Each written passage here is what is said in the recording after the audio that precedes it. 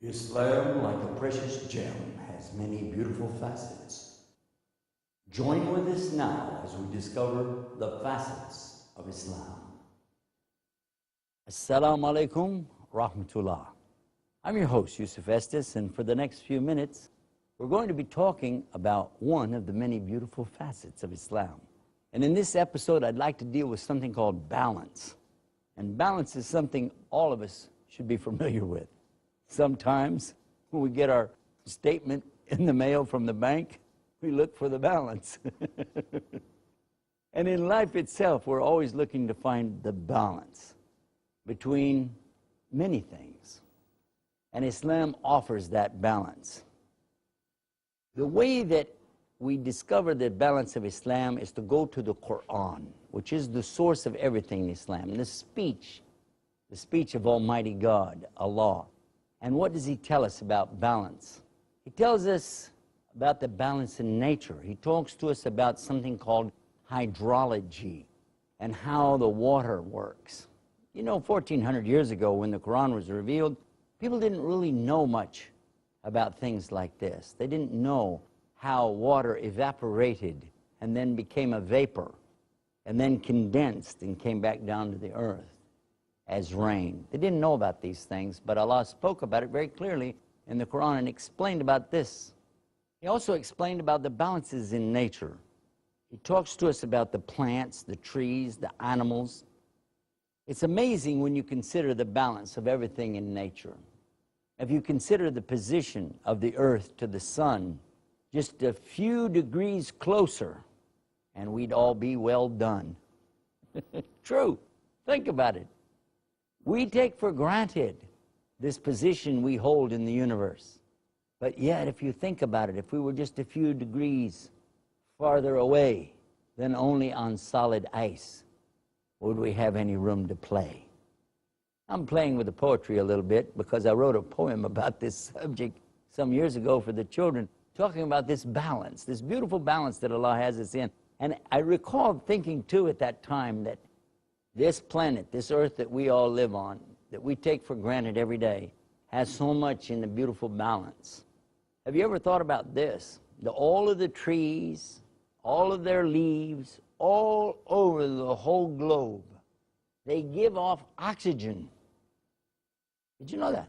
Oxygen is coming from these leaves. That's how we breathe.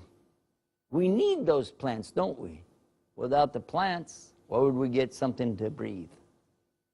And then, when we think about the air that we let out, called carbon dioxide, don't confuse that with carbon monoxide. That comes out of cars. But carbon dioxide. And they said that the plants are able to take benefit from us, from what we breathe out, what humans and animals are breathing out. And I was thinking, look at this. The stuff that comes from us as waste can actually take care of these plants and help them. And what comes out of them as their waste, it's taking care of us. And this is a balance. This is one of the many balances that we find. If we look to sizes, I'm amazed when I consider this, that a human being wouldn't know really what his position was in the universe if it weren't for two things, the telescope and the microscope.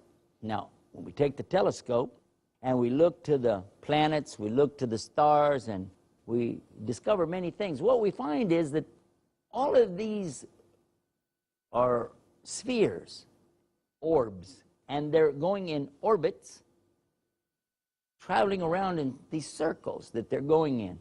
And you wonder, how does that happen? How did they get this direction? Where does it come from? Then when you take that microscope and you look under the microscope and you begin to consider things like molecules and atoms, and you learn that they also are little round things going around in these orbits, these cycles that they're going through. And look at this. We, the human beings, are right in between.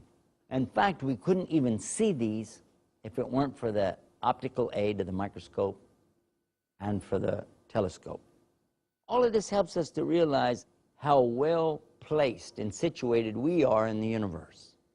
When our Creator, Allah, made everything, He put us in the best of places. He put us in a balance. It's amazing, isn't it, when you consider just that? But also there's other balances that we could talk about. When we talk about how the earth itself is balanced, that it won't wobble or shake or drop us off. And Allah speaks about that, and He tells us that He has these mountains that have these long roots that go down, like tent pegs, autad. He calls them autad in the Quran. It says they go deep down into the earth. And in fact, this earth crust doesn't move, doesn't shift around, because this mountain range, this huge system is in place. So this keeps the earth from wobbling. It also keeps the crust from shifting. And all of this is 1,400 years ago. And today, if you go to the books of geology, I invite you to do that. Go to the library sometime. Check out some books on geology. It's very interesting to compare what we find in today's scientific studies and then compare that to the revelation of the Quran 1,400 years ago. Brand new discovery. Revelation, same thing. In fact, it tells us that those roots or those long tent pegs, they go down into the earth for miles and miles and miles. This is something nobody could have guessed. No one could have possibly made such a surmise those many years ago. So this is something really amazing, truly amazing. When we talk about the balance in nature, we talk about the balance in the creation, it's also important for us to talk about the balance of the human being. A human being is composed of more than just bones and flesh and muscle. A human being also has these nerves that cause him to react. And if those nerves get out of balance, then he has a problem. Some of the nerve endings are so sensitive that just blowing on them can cause him to be startled. Others have almost no sense that you can do almost anything and it really won't bother them. It depends on that part of the body, and how did anybody imagine that we would be so well balanced just in our nerves? And then think about this, the mind. How does the mind work? And scientists are still today trying to figure out what makes the brain work, what makes us tick, what's going on in that head.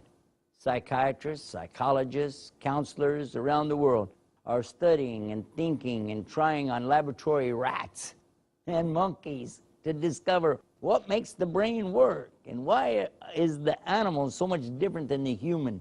What is it that makes the human like they are? What is the balance? Where does that come from? And then there's the soul. We have the body, we have the mind, and we have the soul. Now this soul is something that some scientists will deny it even exists. And then there are those who will acknowledge, well, there's something, but they don't know what it is. But for sure, when the soul is not in balance, then the whole of the human being is not in balance. Because the soul is something that's, well, it's amazing, isn't it? In Arabic, we refer to it as nafs. The nafs, which is the inner desires and the things that we look for, we want. This, I need. That's the nafs. Then there's something else called the ruh, which is the spirit itself, the very spirit of the human being, without which he would not have any life at all. When the angel of death comes to a person at the end of their life, that's what he takes. He doesn't take out their brain, he doesn't take out their heart, but rather he removes the ruh. And when the ruh is gone, the whole thing ends. What happens next is, most of you have heard about this, called the Day of Judgment. Now, on the Day of Judgment, there's going to be a balance too. A balance of good versus bad. A scale would be brought and set there, and then a person's good deeds would be put on one side, and then their bad deeds on the other. And when the bad deeds outweigh the goods, this is a serious problem. It could indicate some severe punishment for the person. But then there's something else in this balance, and this is what you really love about Islam, isn't it? there is this thing called rahmah, the mercy of Allah for those who really believed and they really did good works. They tried. They made mistakes, but still, they tried and they repented to Allah. And now all of a sudden, just their good belief in La ilaha illallah can be put on the scale on the other side and then give that balance, that beautiful balance. And this balance is one of the many of the facets of Islam. I want to think about that for a minute and take a break. Stay right where you are. We're going to be right back with more Facets of Islam. Assalamu alaikum. I'm Yusuf Estes, your host here on Facets of Islam. We've been talking on the subject of balance. And balance is something very important. Balance in our lives, balance in nature, the balance that happens on the Day of Judgment, which we were just speaking about before the break. I want to come back to that, and I want to think about this, because in Islam we know that there are some things that a person can do which seem rather small here today, but they can be very big on the balance on the Day of Judgment. By the way, the scale or balance in Arabic is called al-mizan. Al-mizan.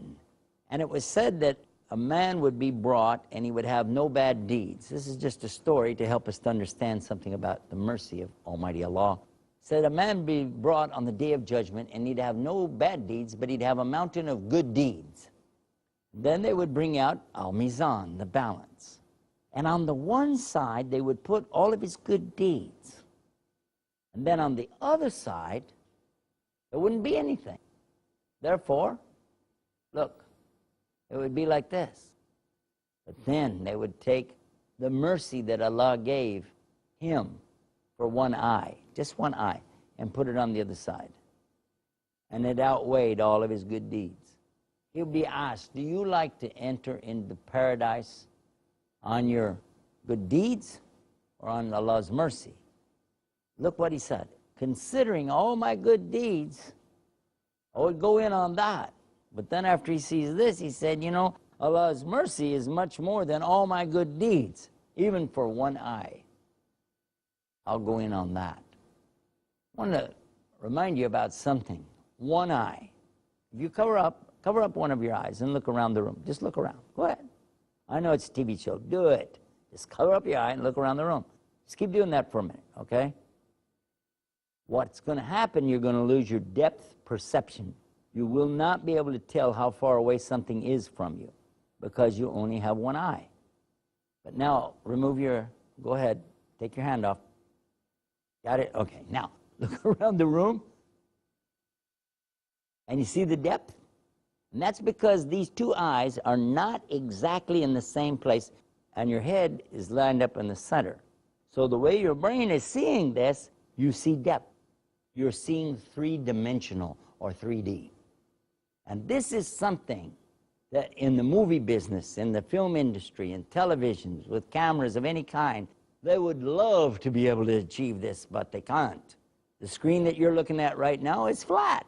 And regardless of how we try to put an image up there to make it really look attractive, it's still flat.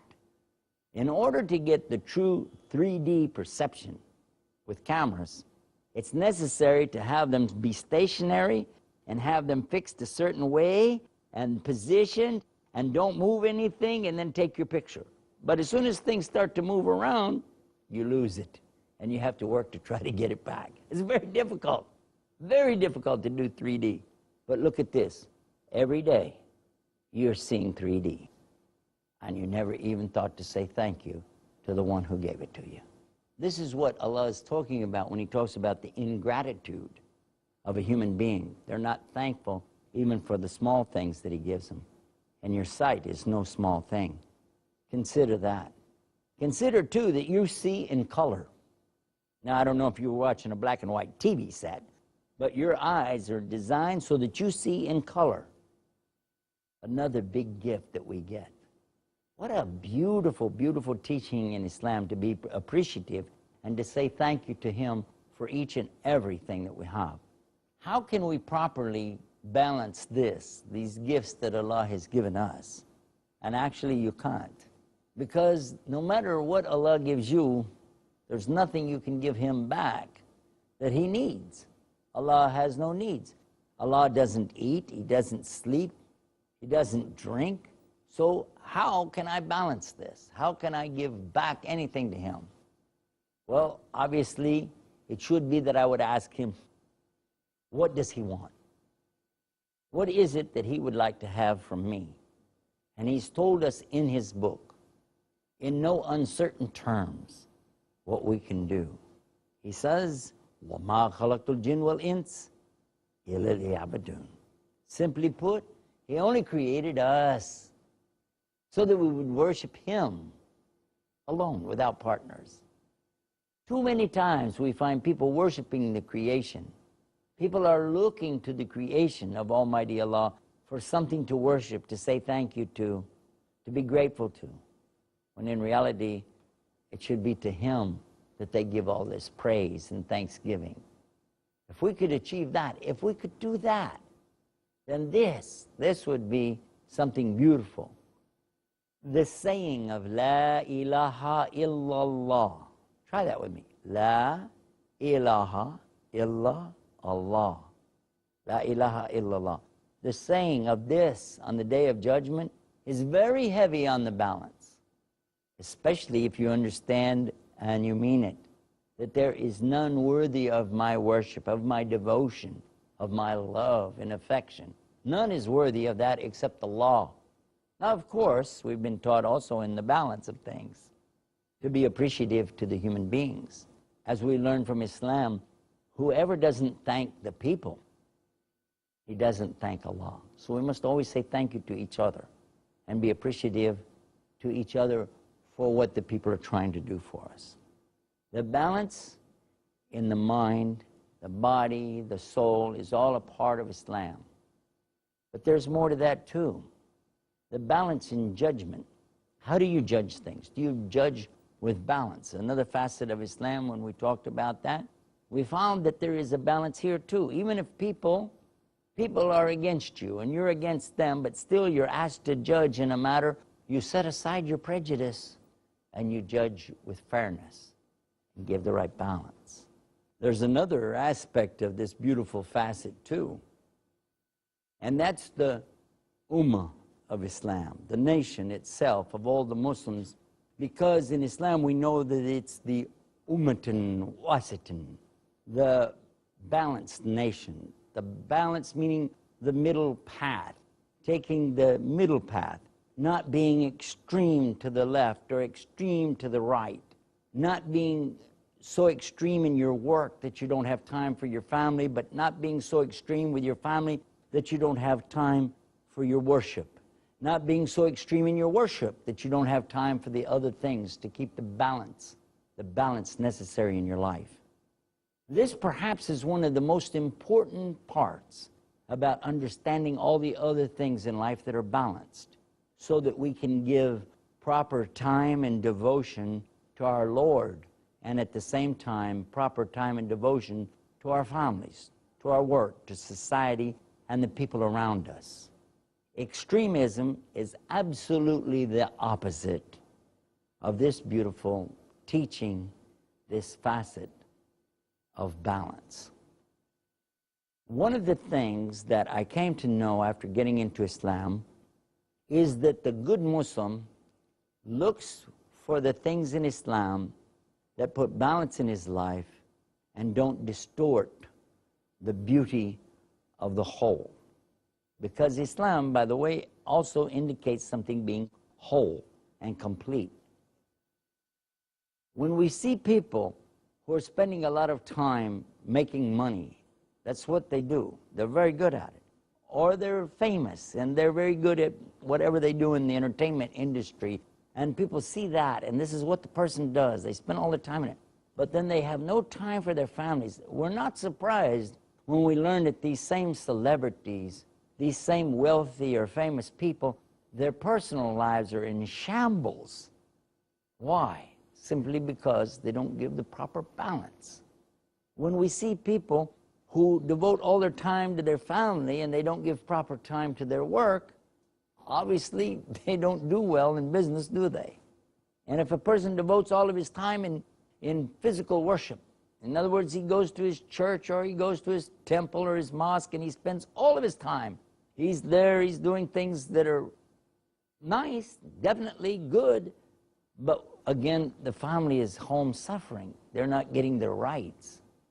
We spoke about this early on when we talked about these facets of Islam, about giving the rights. The rights to the family is very important. How can I give my mother her rights if I never go see her? How do I give rights to my wife or my children if I'm constantly somewhere else, in another country, for instance? You have to have a balance in the life. Now, of course, we know that there are circumstances when a person is put into something that they can't help. It happens to me all the time. But still, I have to strive to find a balance.